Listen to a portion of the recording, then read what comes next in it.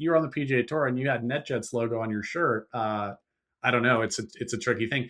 Yeah. Well, I think we've settled the debate then. The USGA just needs to say if you've been associated with a private jet company, no go. Most people who carry a plus 2.8 handicap want to be known for their game, but you choose to be known for covering everyone else's. Why is that? That's a good question. Good opener. The mid-am golf HQ covers competitive mid amateur golf. It's a fascinating segment of competitive amateur golf. I'm currently in that segment myself, but through my access to meeting the guys and gals in that community, I thought telling their story would be really compelling, and talking about the tournaments and the courses that the tournaments are hosted on would really be a lot more fascinating than talking about another person with a plus handicap. There's plenty of those walking around. So I just thought it would be more interesting content to talk about this community more broadly. And I think people have responded to that well, in terms of maybe following the Instagram page or subscribing to our newsletter or going to our website. It's been a really cool journey. So I think that would be the answer to our opener here. Was there a specific moment or maybe a specific tournament where you s- thought, man, I need to go make this account? Like, I need to start covering this. I don't know what it looks like right now, but what was that first kind of inception of the vision of what you're doing now?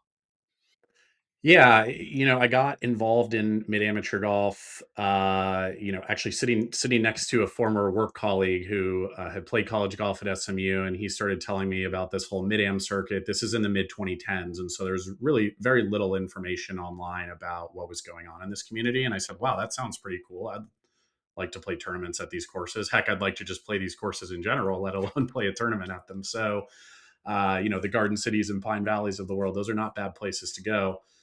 So he starts telling me about all of this, and I started thinking to myself, hey, if I'm going to get into this community, I need to build a golf resume and sort of prove myself. And so, to some degree, was able to do that, and really got my first, mid amateur break, let's call it, with an invitation to the Stalker Cup, and so played that for a number of years. Met a lot of great folks through that event, and was able to parlay that into getting invited to the Anderson Four Ball and Carlton Woods and some of these other events that I started playing shortly after that. And I think it was just going through 3 or 4 years of playing those events and meeting everybody involved. I said, hey, this is a really fascinating area of golf that isn't being covered, or at least not covered very well, in my point of view. And so I made the account. And in the early days, I really wasn't sure. I made the Instagram account. I wasn't really sure if I was going to make it my own point of view or do something else with it. And so I sat on it for a little while. I started posting a couple of things about the various courses. I think the first post might have been about Wingfoot, where they host the Anderson Memorial every year, great four ball event. And COVID hits, and I was sitting around on my couch like everybody was doing March of 2020, going, okay, like we're not playing golf. This is annoying. What am I going to do?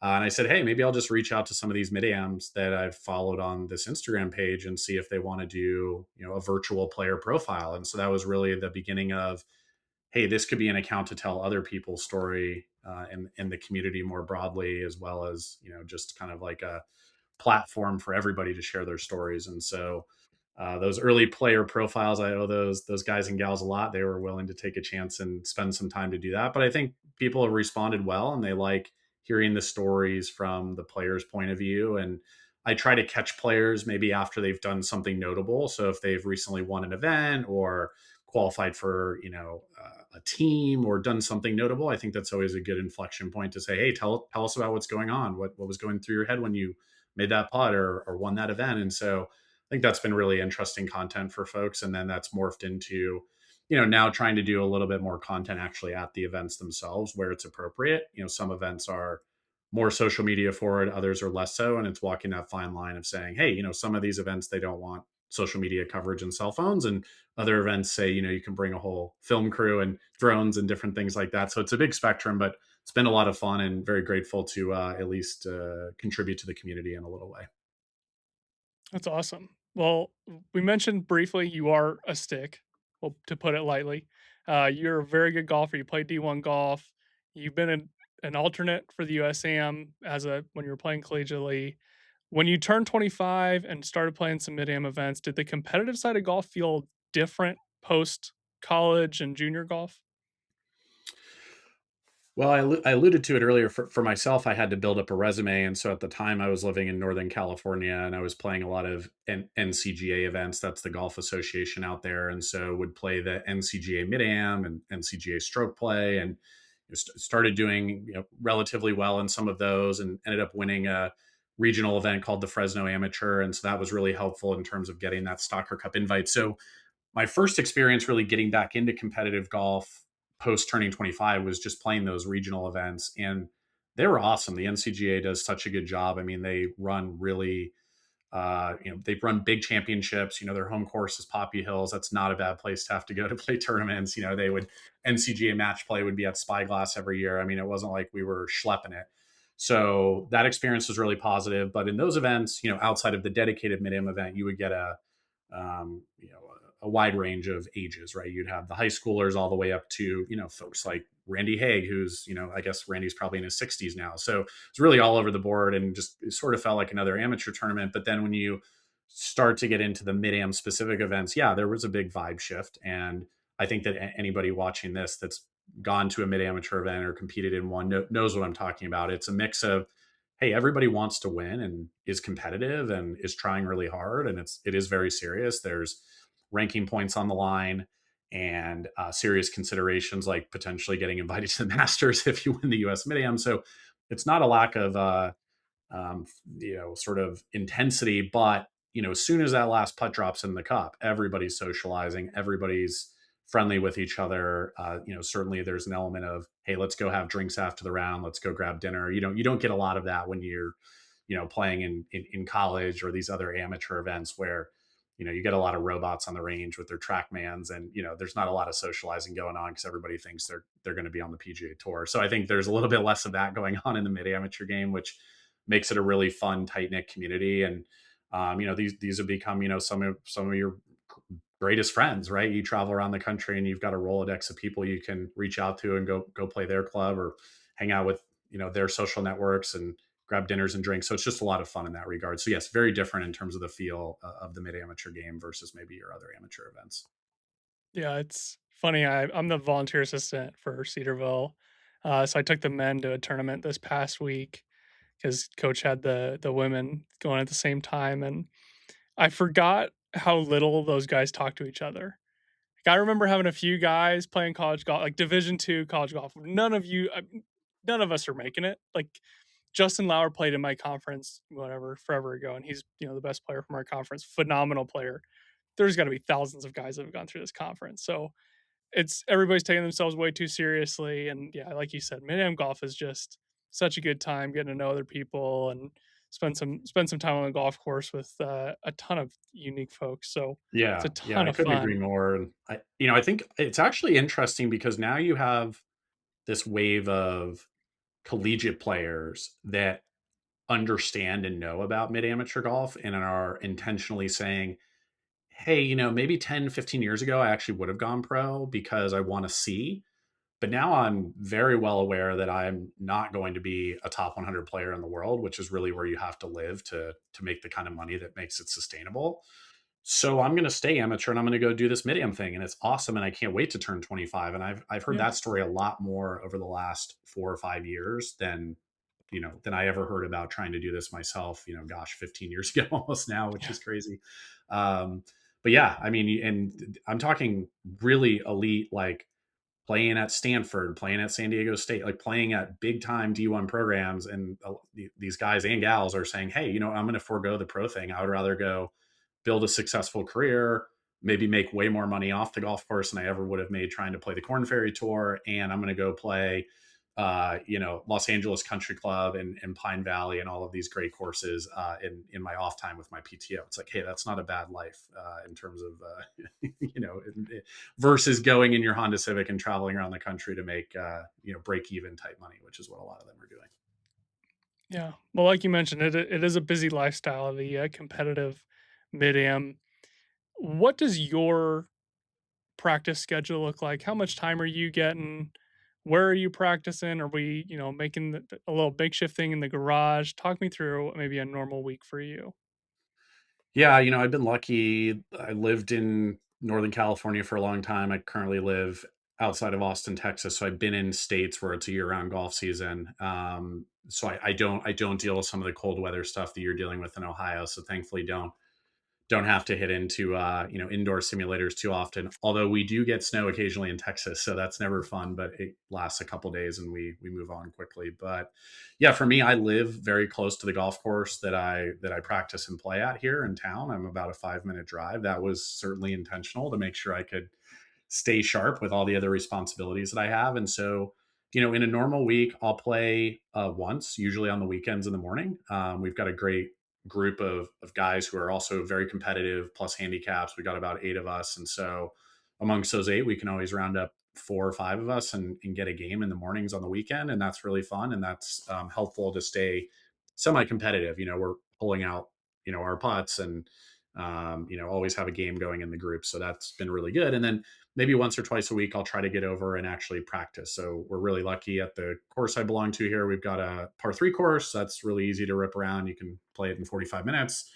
We've also got a really good practice facility with the driving range and putting green. So I'm not a real big range rat. I don't try to get out on the range for 2 or 3 hour sessions. I'm very happy to hit balls for 20 or 30 minutes and try to be intentional and work on what I want to work on. And then I love spending time around the chipping and putting greens. I love hitting wedge shots. I love hitting pitch shots, bunker shots. So yeah, if I've got an hour, maybe using 40, 50% of that on the range. And then the rest of the time I'm trying to get over to either the par 3 course or the short game area. So yeah, it's nice being close. If I get free time during work, maybe during my lunch break, I'll try to run over and hit a few putts or something like that. So it's helpful to live close by if you want to stay sharp as a mid-am.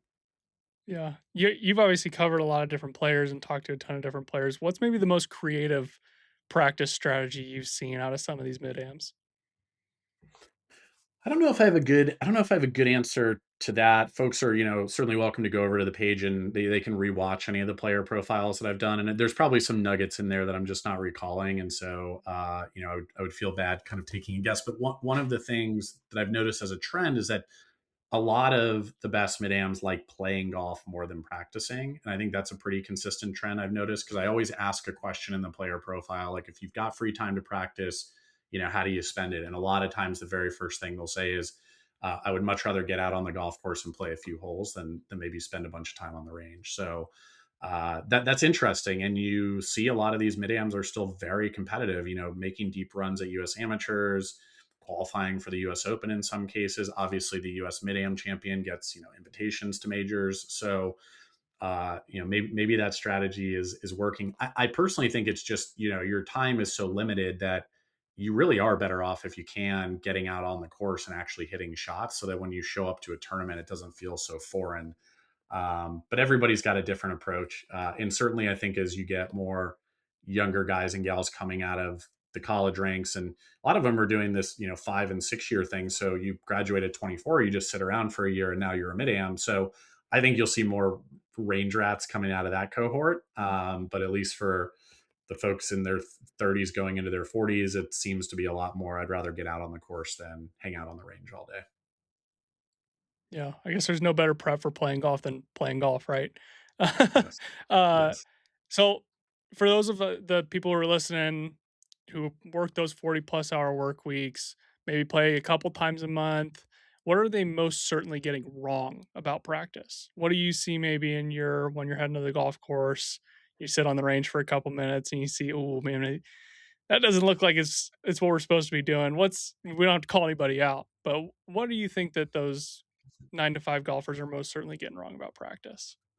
Yeah, and I might be one of those, by the way. So if anybody's got any advice, send it over. But I think just, and you've talked about it a bunch on your podcast. It's just simulating shots that you would see in a tournament, right? It's not just sitting on the range and hitting the same shot over and over. It's vary the clubs and try to have some intention with the practice. I think that's the biggest thing, and just trying to simulate what you might see out on the golf course. And so, yeah, I mean, there's all stages of things, right? Maybe you're coming off a lesson and you actually do need to ingrain a new pattern. And so, okay, you're going to sit there and you're going to ingrain that pattern. But if you're not in that mode and you're just trying to get out on the range to to feel it out and try to hit some golf shots. I would say it's just having intention around what you're doing. I remember early on in my junior golf days, I worked with an instructor who had a philosophy of you want to hit four golf balls focused on what you're working on. So feel the move or the training aid or whatever it is in those four shots, and then the next four balls, full routine, try to put it out of your mind. So four, four, four, four, and you just alternate back and forth so that you don't get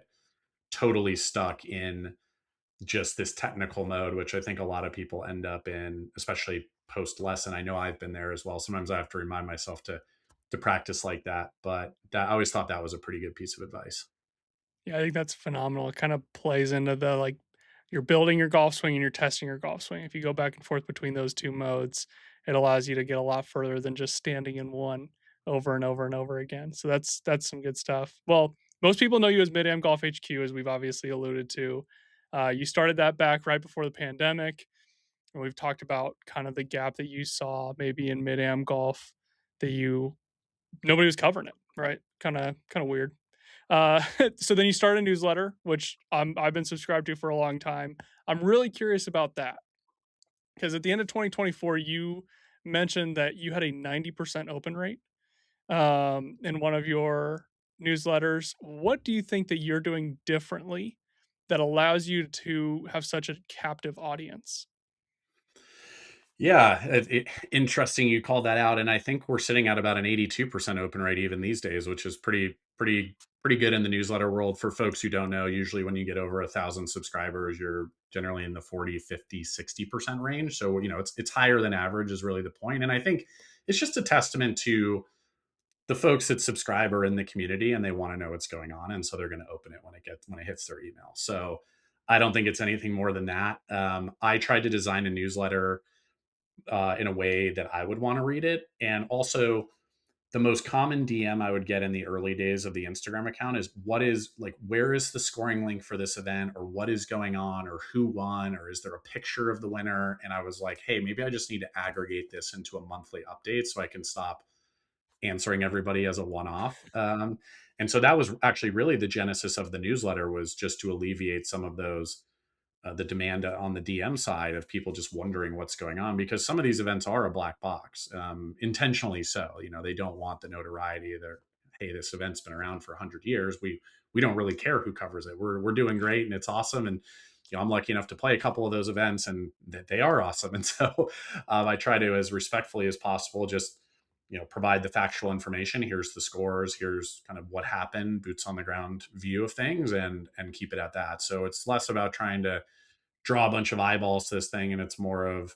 hey, just here's a very clean, simple way to digest what's gone on in the prior month in Mid-Am Golf, and then here's a forward-looking view of the next month. So the newsletter comes out the 1st of April. So that newsletter will recap what happened in March, and it'll look forward to the events that we've got on the schedule for April into May. So yeah, it's really fun. It is a little bit of a time consuming process to put it together, because I do have to search around and go find all the Golf Genius links and all the fun things. Unfortunately, AI has not automated any of that yet. So, but it's good to have some of the tribal knowledge, know who I can go to get the information. And so it's been, I think people like it, and it's been a lot of fun to write it every month. Yeah, it's phenomenal. I know I'm definitely one of those opens. So trying to Nice. pump the numbers.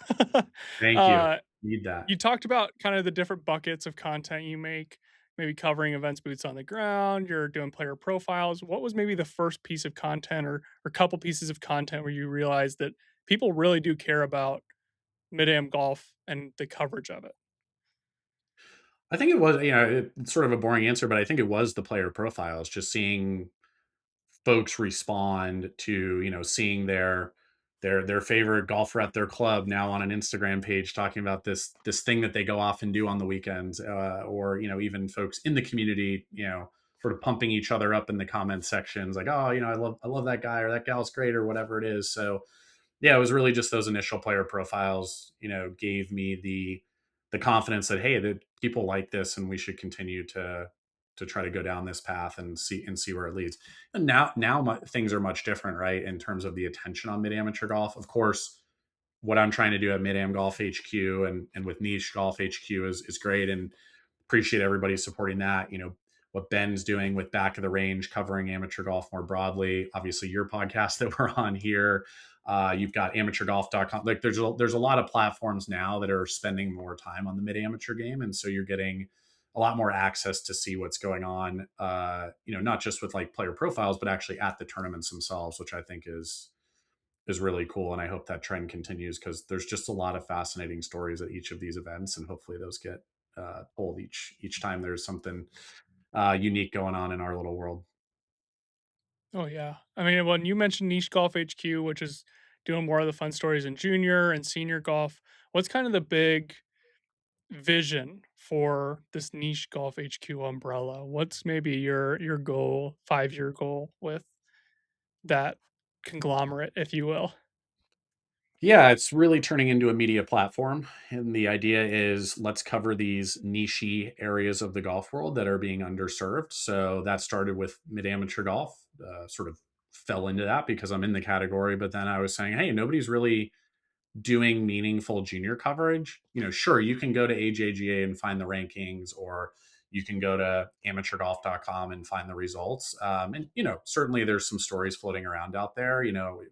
Plenty of coverage about Miles Russell and all of those types of juniors. But hey, maybe we can cover it from a different perspective, like we did for the mid-am game. And so I've got a buddy of mine, Ben, who's working exclusively on the junior channels, writing the newsletter. He's doing great. And then on the senior side, I've got another friend of mine, Scott, who's running that channel for us as well. And so I think the idea is, look, I don't think this is going to be like millions of subscribers and like changing the world, but if we can create a little um, community of folks that care about these areas of competitive amateur golf, I think that would be really cool. I don't think I've got any sort of like big fantastical goals where I'm going to, become a billionaire off of this. It's really just like, hey, there's a gap in the market. Let's fill that gap and let's do it in a way that's very tasteful and that aligns well with those communities. And, look, I'm about to turn 40. Eventually I'm going to be a senior. So selfishly, I, needed to build a senior platform anyways, because I'm going to get there at some point. So why not do it now?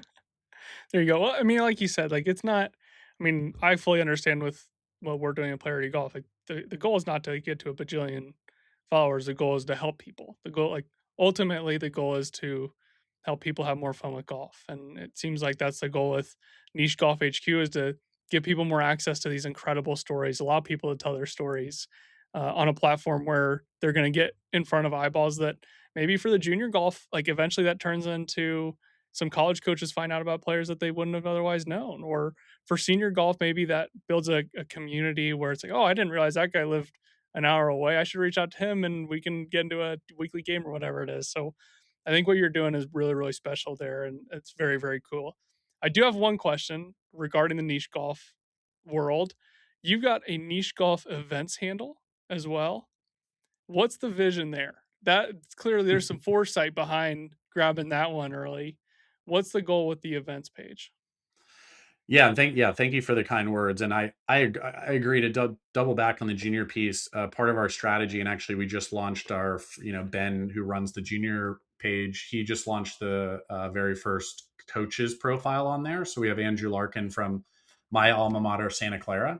He did a whole profile, and hopefully we'll build that up over time to include other coaches and allow the junior players to hear from these coaches directly about what they're looking for, maybe learn a bit more about their personality, and hopefully those things can help in the recruiting process. So yeah, we've got big plans for the junior side. I think there's a lot of opportunity there to connect college coaches with players, and especially outside of the top 10 players. Like everybody knows who those juniors are. Just kind of like the mid-am game, everybody knows who Stuart Hagestad is. Shout out Stu. But like maybe they don't know who the 50th best player is. And so can we tell that story in a way that's interesting? Same thing on the junior side, right? And that's more so, can you help these juniors land at a good college program or at a JUCO where they can feed into a D1 program? And it's gotten very challenging these days with NIL and some of the limits on these college programs. I think they've had to shrink down to like 8 or 9 players, the way I understand it. So it's just less slots for junior players to take, and so just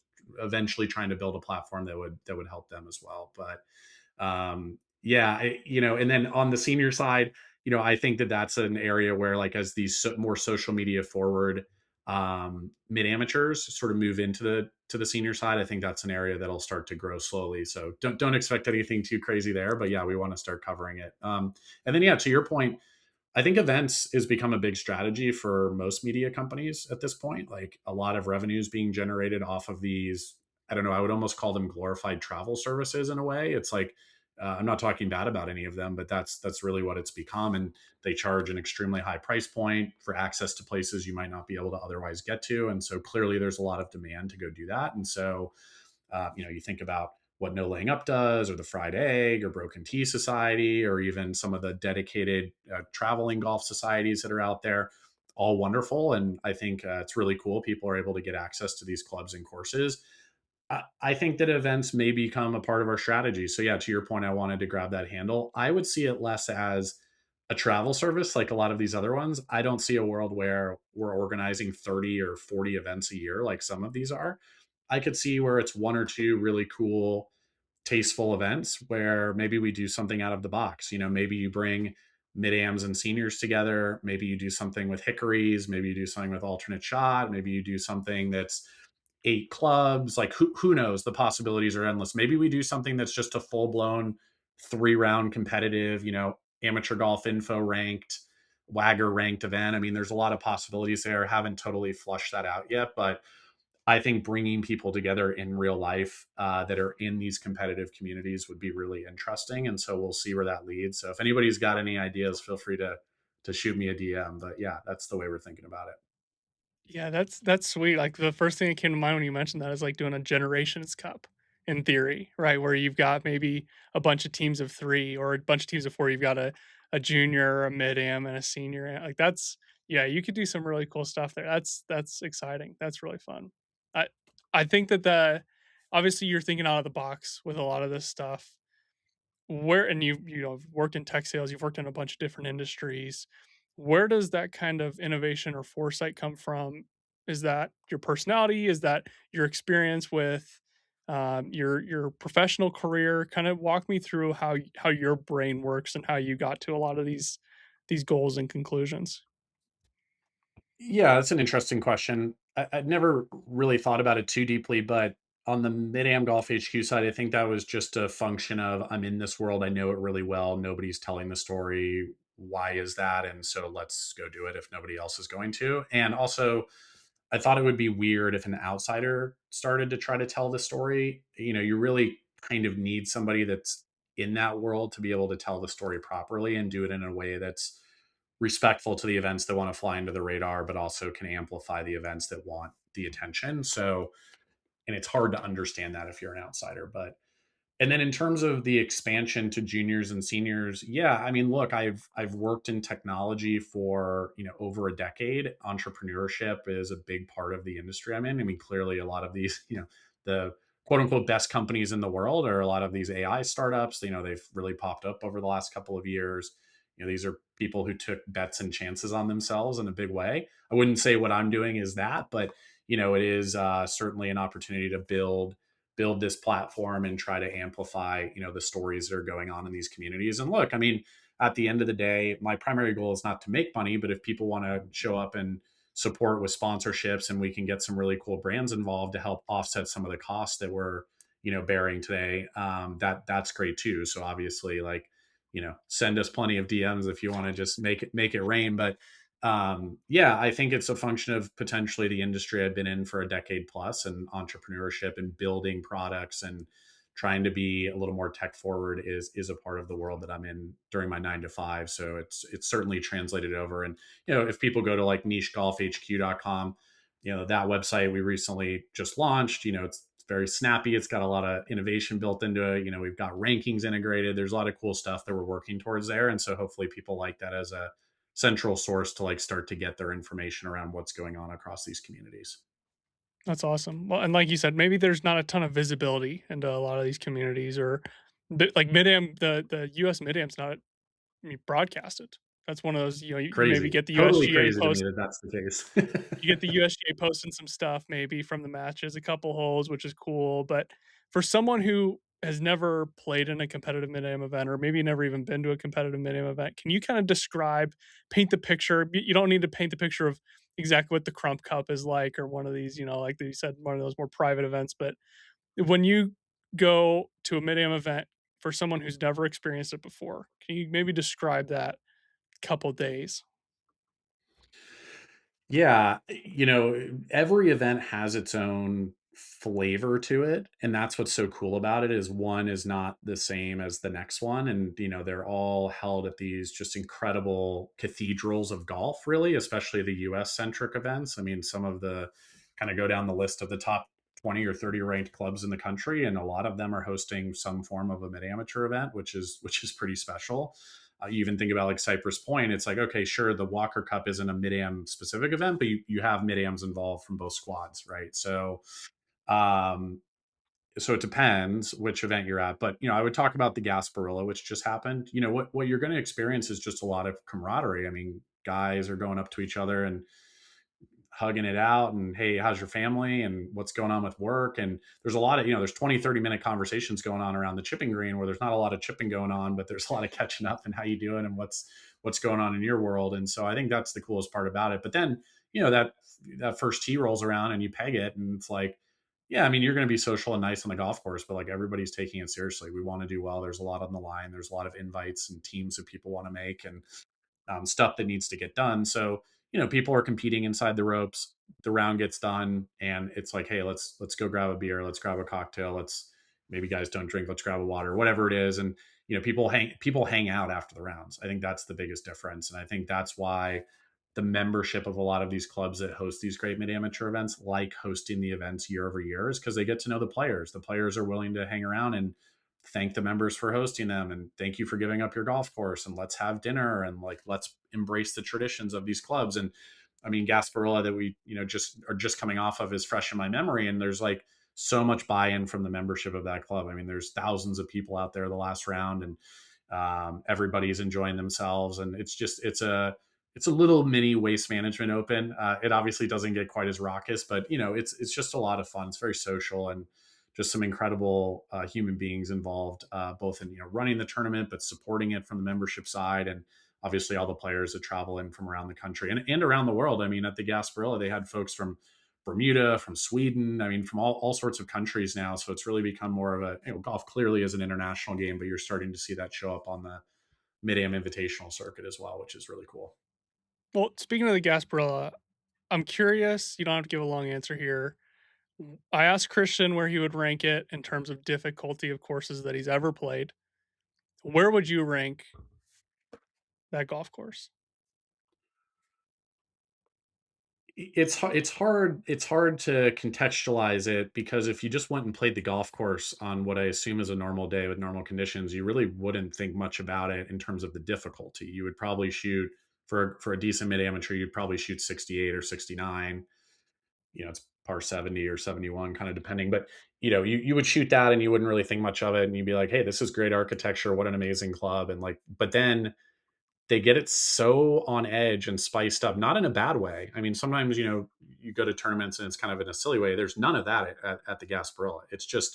It's fair, but it's just at that point where it really feels like a little mini major championship. Like the pins are just cut like in the perfect spots, and things are firm and fast, and the lies are tight, and it just gets really spicy. It almost feels a little bit like a pasta tiempo in that way, where pasta tempo is very short. It doesn't you don't need to overpower the golf course, but yet when the college kids go there for the Western Intercollegiate, very rarely are they shooting under par. It's a 6,600-yard golf course, so great architecture can carry you a long way. I don't think of Paul Macia, the host of the Gasparilla, as like the hardest golf course I've ever played. I mean, I've been lucky to play some really difficult ones. Oakmont comes to mind, Oakland Hills comes to mind. Those places feel really, really hard, sometimes almost in an unfair way, but obviously those are amazing clubs and amazing courses. But Gasparilla is just like the perfect amount of hard, I would say. Mm. That's the way I would describe it. So maybe it's not my top 5 or 10 hardest golf courses I've ever played, but it's the right amount of hard for the tournament. And it's just like a phenomenal test. And I think also the fact that it's really like the first event of the year kind of puts you on edge too, because you're not coming off a bunch of reps like you would be if it was in September or October. You've shut things down for 3 or 4 months. A lot of the guys are coming from places that you literally can't play golf all winter. So I think that little element of it too adds to some of the rather high scores that you can see around that golf course. That's yeah, that's really interesting. That's a good way to describe. I mean, my in-laws are down in Tampa, so it's like that's one of those. It's semi-circled for me. It's like, man, if I could have a really good summer, maybe I could at least apply and feel good about myself. So, um, It's speaking of, it's one of the most forward looking things that they've done is add the Monday qualifier, which gives, it's not a guarantee that you get invited to the Monday qualifier, but for the most part, if you've got a good resume and you're not able to get into the main field, you're going to get, an invite to the Monday qualifier. Like, what a cool opportunity to go down on a holiday weekend and, first of all, just get to play like a phenomenal golf course and golf club in pristine condition. But then you've got a shot to crack into the field. And we've had qualifiers in the past go on to win the event. And so it's what a cool thing that they did. Obviously it can't work for every event, but I do hope that there's an opportunity for maybe one or two other events around the country to host qualifiers, because the demand on the mid amateur side is really intense right now. I mean, there's hundreds of guys literally on the wait list for most of these invitational events. And so, hey, why not throw a qualifier out there, get 80 or 90 of them and give them a shot to break into the field. What a great opportunity Gasparilla gives everybody to do that. yeah. Well, I can't have the mid-am guy on my podcast and not ask him about reinstatement. Because obviously that's a hot topic, Gonna get especially me in around the trouble. US Mid-Am. Like, for and we don't have to talk about I don't think that this is a personal conversation. Like, I don't think like this has everything to do with the USGA. It has nothing to do with the individual guys. Um, because that they haven't done anything. They're following the same rules, right? Like they're not trying to bend any rules or break any rules. Like we talked about Christian Brand, phenomenal guy, has a ton of Corn Ferry starts. Like he played a professional career and he got his AM status back and he did everything the right way. So this is not a we're not talking about individuals here. I believe. I'm curious what your stance is on it. I think it's probably pretty similar to mine. But I'm curious what your stance is on reinstatement and where the USGA has gone with it. Yeah, it is a hot topic, and I've gotten a lot of DMs about it. So thank you to everybody that's expressed their opinion loudly and clearly. And I've had, and to your point, correct. This is not a personal conversation to anybody. If you're following the rules, great. You're welcome to come back, and like I'll be super friendly and everybody else will be super friendly. And there's no like, look, you followed the rules. The rules are the rules, and like welcome and let's all be friends, and it's great. And bunch of the guys on the mid-am circuit have out in one way or another tried to play professionally, whether it's for 5 minutes on the Hooters tour, or whether it's, one of my good buddies, Nate Smith, he played full year on the PGA tour and won on the Corn Ferry. And, he's been a dominant force in the mid-am game over the last couple of years. So look, you've got all spectrums. I have talked to the USGA directly, like folks on the highest committee there, and just gotten their view. And I think their point of view is reinstatement's important. It'll always be a part of their view of the game. That topic always gets inflamed around the U.S. mid-am, especially a mid-am where you've got a lot of the final 8 or 16 guys that are reinstated. So it always flares up that time of the year. They pointed that out as a trend. I think that's right. You're certainly hearing less about it now on social media than you were the week of the US Mid-Am when Colt Knost was antagonizing everybody on Twitter. Um, my point of view is I agree. I think reinstatement's important. I don't think it should be a death sentence because you went off to try to play the Golden State Tour, or whatever the minor league professional golf tour. Scott Turner runs that. So I don't think that should be a death sentence. Where I might have a difference of opinion with the USGA is just to the level at which they'll reinstate somebody. My personal point of view is if you've held a major professional tour card, and by major I mean PGA Tour, Live, Euro Tour, like held a full status out there for like a year, that to me becomes a pretty hard case to like have that person come back. And so but again, that's not the rules today. So there are people who have done that, and I think they're awesome people, and I'm really glad they're in mid amateur golf. I hold nothing against them. What I would hate to see is just an influx of those folks coming back. Like you see John Peterson, another by all accounts great dude, but like guy almost won the U.S. Open, made however many millions of dollars playing multiple seasons on the PGA Tour.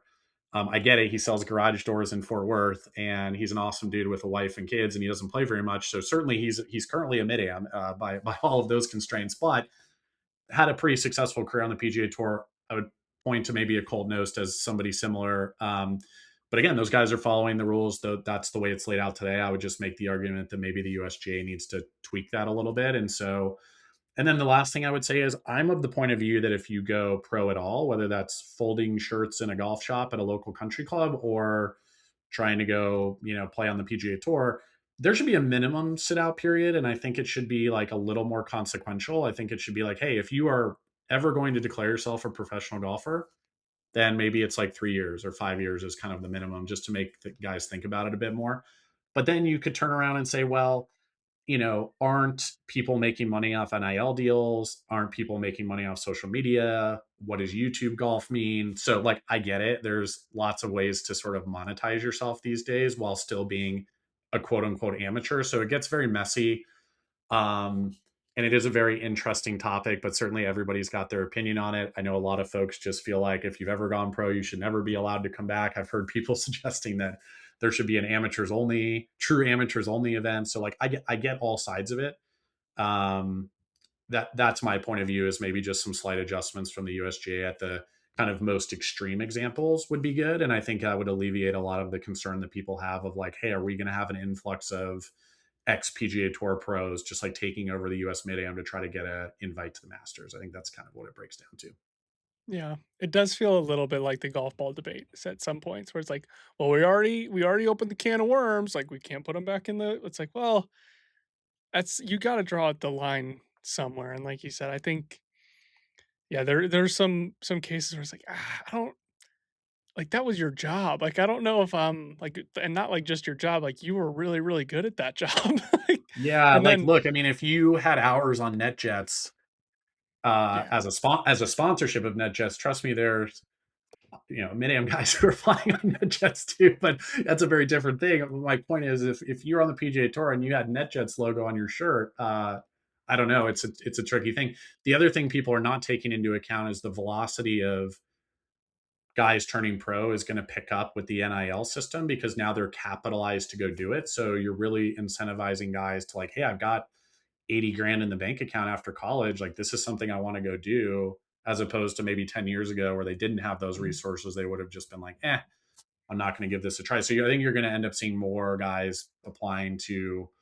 come back to amateur golf. And like, look, I don't have a problem if you spent a year going around to Monday qualifiers and didn't make it. I don't think that should be a death sentence. It's like, look, if that was your calling, then yeah, sit out for a little bit, come on back and like welcome. But if you were flying around on Gulf Streams on the PGA Tour for 5 years, like I think that's just like a very different thing in my mind. yeah. Well, I think we've settled the debate then. The USGA just needs to say if you've been associated with a private jet company, no go. No, I'm kidding. Speaking of a guy who probably could be if he wanted to be, Stu Hagestad gets a lot of flack online because everybody's like, "Oh, well, he's a professional amateur," and it's like, "Oh, a in theory, if you knew everything about him, which I obviously don't either, if you probably would understand that like he's got a real life, and you would do the exact same thing. Like any of us in his position would do the exact same thing. He's also a really freaking good golfer, and there's a lot of people who are like that, who are these lifelong EMs who have taken this approach of are in either a fortunate situation or they had early career financial success. But a lot of it is too, like you said, like I moved close to a golf course, or a lot of these guys are building their lives a little bit around making it as accessible as possible. Um, can you talk through maybe for those people who haven't thought through that, haven't thought through how to make it as accessible as possible for themselves? What are maybe one or two little things that come to mind that would help them get the most out of their game, even if they don't live 5 minutes from a golf course? Yeah, and yeah, this Stu thing is Stu's great, and he will very well go down as like maybe the best mid amateur of all time. So like, how are you going to say like anything about that? It's like the guy's Correct. won everything under the sun. He's played in multiple Masters. He's played very well in those events. Like heck, he was leading the U.S. Open at one point or near the lead at Brookline early on Saturday. I know he sort of fell off, but like, and the guy's Walker Cup record is incredible. Like, I mean, gosh, give me that resume in a heartbeat, right? So like, I guess people like to hate on success or whatever, but I don't know. I just whether it was him doing it or somebody else, like it's just awesome. Like what a cool resume to have, regardless of how like what your situation is. Just incredible stuff. I mean, it's inspiring, really. And so I don't know, in terms of folks trying to optimize their lifestyle and games. I mean, I do think living close-ish to a golf course is pretty helpful. And if you don't live close to one, having some sort of practice facility, whether it's a driving range or something in your garage. Obviously, I know everybody's investing in these home simulators and these Mevos and Trackmans and flight scopes and all of these things. So I don't know. I think that stuff's really helpful. But the biggest thing I see is I get a lot of DMs like, how do I get into this, or what do I do? And you just got to go and start playing tournaments and meeting people. Like that really is the biggest thing. It's like I got into a lot of tournaments. I have an okay resume, but it wasn't like my resume is Stuart Hagestad's resume, but it was because I was a nice person and I met these people and I remembered their name and I, expressed interest in maybe playing in their golf tournament. The thing you have to understand about mid amateur golf is a lot of the guys and gals competing also sit on committees of tournaments, many times at their club. And so if they like you, maybe you'll get invited or considered for a future year. And so that's the biggest thing is like just get out there and meet people, go play in your state mid amateur or go play in your local city championship and meet the best mid am in your town and pick their brain and see what they do. But you got to put some effort into starting somewhere. We all had to do it. It's not like everybody just waltzed into these tournaments. There is a process to sort of navigate yourself up the ladder, unless you're just truly one of the best amateurs in the world. Maybe your inbox is flooded with invites, but I would say for the other 98% of us, that's not the case. And so it's just about like anything in life. You just have to take the next step. You have to make the effort to go off and do the thing. And look, it's golf super time consuming. It's expensive. So people are making a lot of sacrifice to go and play these tournaments and make the effort to build their resume. But if you're willing to do that stuff, I think the reward is just a lot of really incredible relationships and people that you're going to meet along the way. That's awesome. Well, you basically covered one of my last questions, which was going to be about one piece of advice to someone who's a newly mid am. But uh, so I appreciate you covering that one. I know. So we'll dive in a little bit deeper then.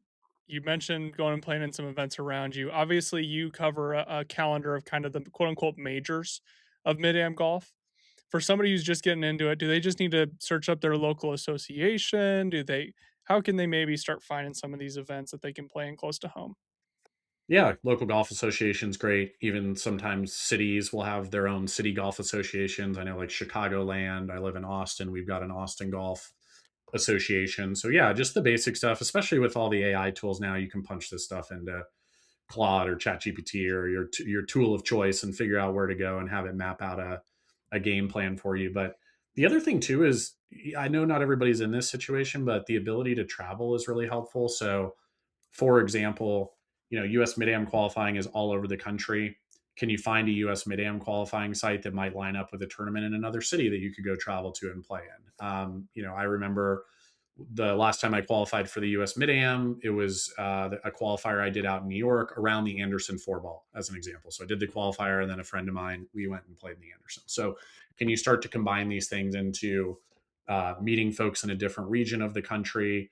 Also, the opportunity to play really cool golf courses through USGA qualifiers is there too. So if you're an architecture nerd like some of us are, I mean, Camargo and Ohio, your home state, has hosted US Mid-Am qualifying. I've seen the Valley Club of Montecito, another great Alistair McKenzie design.